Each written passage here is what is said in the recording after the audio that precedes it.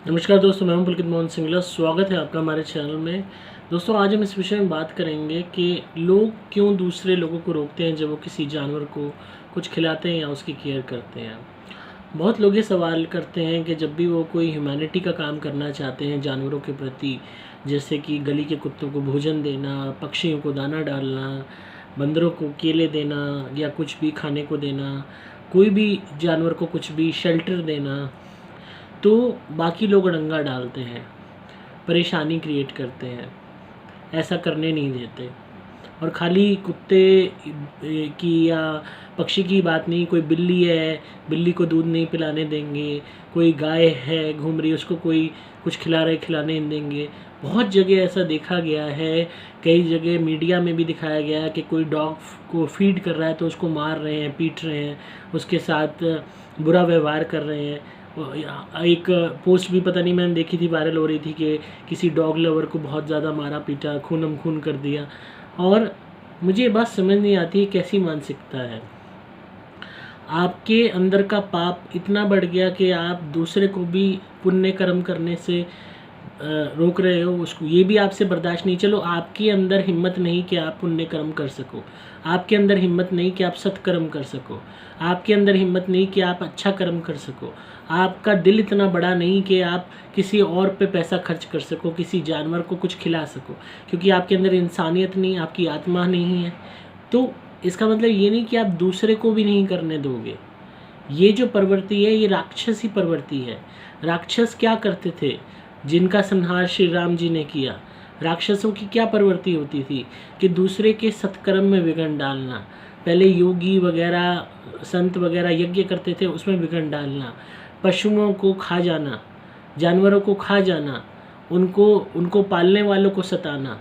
तो वही प्रवृत्ति अगर आप अपना के इस इंसान के शरीर में, आपकी आत्मा को ईश्वर ने प्रदान किया है आपको शरीर, और उसका सही इस्तेमाल ना करते हुए आप अगर उन लोगों को सताओगे, जो जानवरों को, उन बेजुबान जानवरों को जो कम्प्लीटली आप पे डिपेंडेंट हैं, जो भूखे हैं, प्यासे हैं, असहाय हैं, उनको अगर कोई भोजन दे रहा है तो आपकी जेब से तो नहीं दे रहा, आपका पैसा तो नहीं छीन के दे रहा, अपने पैसे से खिला रहा है। तो आपके अंदर इतनी जलन कैसे हो सकती है कि आप एक जानवर तक से जलन कर रहे हो? ये नीचता की सबसे बड़ी चरम सीमा है कि आप कितने तुच्छ हो कि आप एक छोटे से जानवर तक से जलन कर रहे हो कि उसको बिस्किट खाने को क्यों मिल रहा है, इस बिस्किट को रोका जाए। अगर इतनी ही जलन है तो उस कुत्ते के साथ साथ कह दो जो कि भाई कुत्ते को डाल रहे हो, हमें भी डाल दो, हम भी खा लेते हैं। ये बहुत गंदी प्रवृत्ति है कि आप किसी जीव जंतु को कोई अगर फीड कर रहा है तो आप उसके से निवाला छीन रहे हो, होने नहीं दे रहे। ये बहुत गंदी मानसिकता है। और बहुत लोगों में यह मानसिकता है, कुत्ते देखेंगे गली के, दौड़ेंगे उन पर पत्थर मारते हुए, दौड़ेंगे वाइपर लेके उनके पीछे, दौड़ेंगे उनको नुकसान पहुंचाने के लिए, अपने आप को बहुत जोरावर दिखाने के लिए जानवरों पे।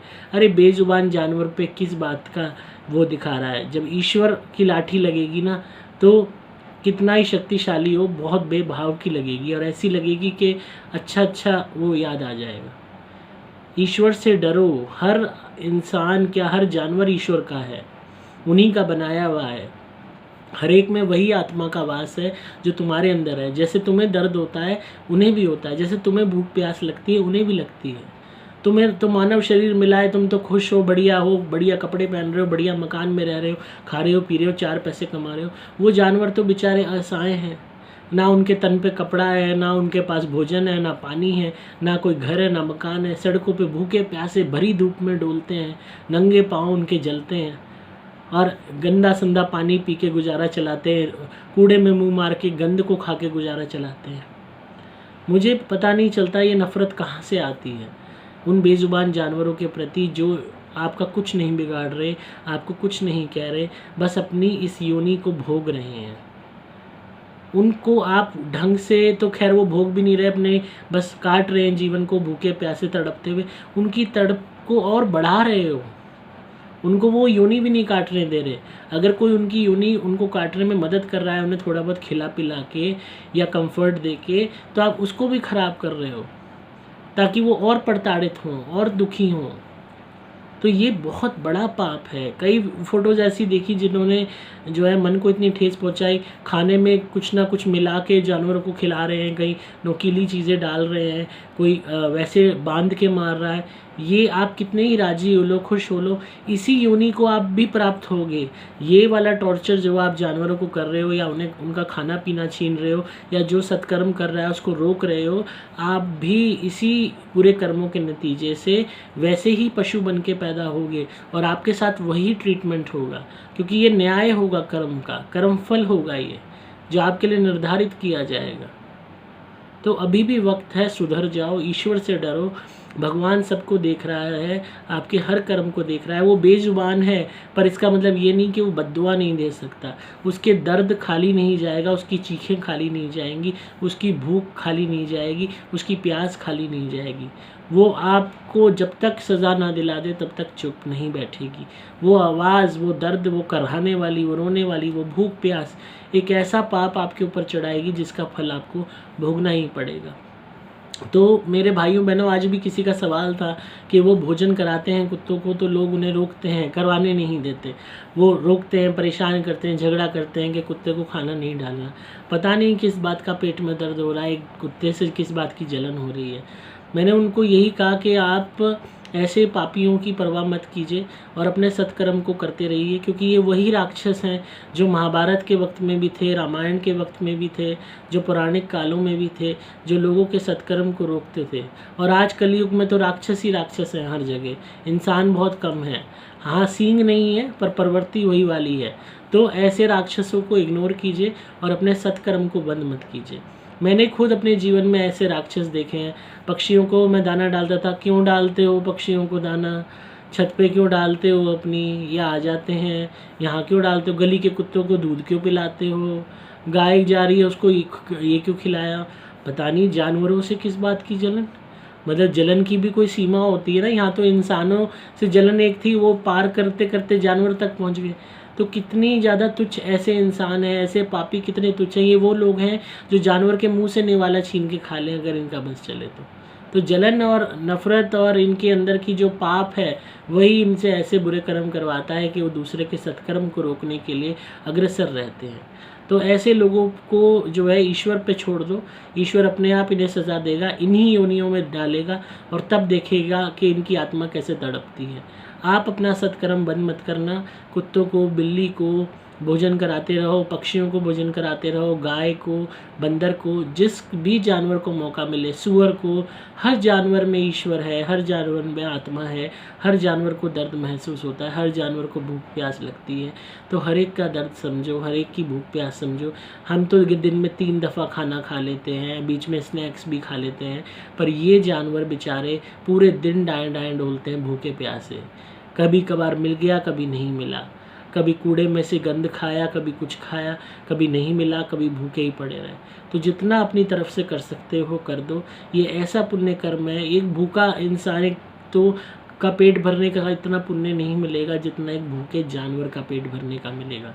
सुबह से भूखे ये डोल रहे होते हैं, प्यासे डोल रहे होते हैं, इन्हें एक बारी खिला के देखो, इनकी आंखों में देखो कितना सुकून मिलेगा।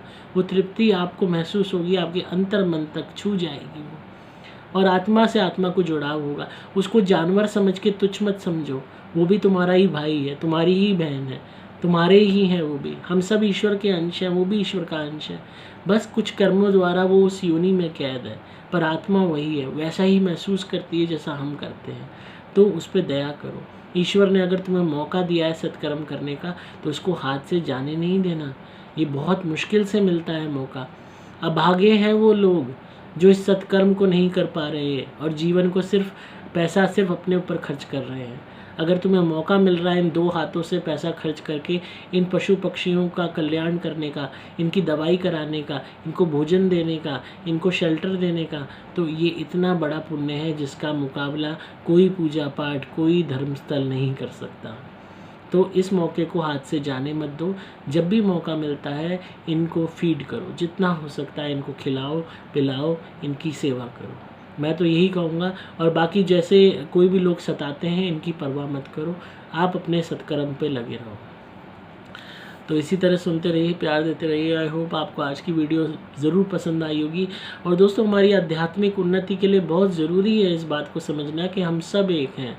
जीव जंतु, जानवर, पशु पक्षी ये तुच्छ नहीं है, बल्कि ये और भी ज़्यादा यूँ कह लीजिए पूजनीय है। इनके अंदर की आत्मा इतनी पाक और इतनी प्योर होती है, इतनी हार्डशिप्स ये भोगते हैं योनियों में कि आप सोच भी नहीं सकते। तो जितना आप इनकी मदद कर सकते हैं, इनको बचा सकते हैं, इन्हें खिला पिला सकते हैं, उतना आप ईश्वर के करीब हो जाएंगे, क्योंकि ईश्वर खुद चाहते हैं कि आप इनको सुकून दें, इनको शांति दें, इनकी मदद करें, ताकि इनकी योनि ये काट सकें, ढंग से काट सकें, इनको और तकलीफ़ ताकि ना हो। तो इनकी तकलीफ़ मत बढ़ाइए। अगर आप इन्हें खिला नहीं सकते, पिला नहीं सकते, तो कम से कम प्लीज़ सताइए मत। ईश्वर से डरिए। जिस तरीके से वो आप चाहते हो आपके साथ कभी गलत ना हो, तो दूसरे के साथ क्यों करते हो? जानवर है तो क्या हुआ, आत्मा तो उसमें भी है। तो इसी तरह सुनते रहिए, प्यार देते रहिए। अगर आप किसी भी नेगेटिविटी से परेशान हैं, कोई भी ब्लैक मैजिक आप पे हुआ है, तो आप मेरी धुनी मंगा सकते हैं। सुपर प्लैटिनम या सुपर स्पेशल एक्स्ट्रा धुनी घर में जलाइए, आपको कमाल के रिजल्ट्स मिलेंगे। आप मेरे द्वारा अभिमंत्रित कवच या लॉकेट भी धारण कर सकते हैं। सदैव रक्षा होगी, बचाव होता रहेगा। आपको सिंपली मोबाइल नंबर 8130331007 पे व्हाट्सएप मैसेज या कॉल करना होगा। आपको डिस्क्रिप्शन में सभी डिटेल्स मिल जाएंगी।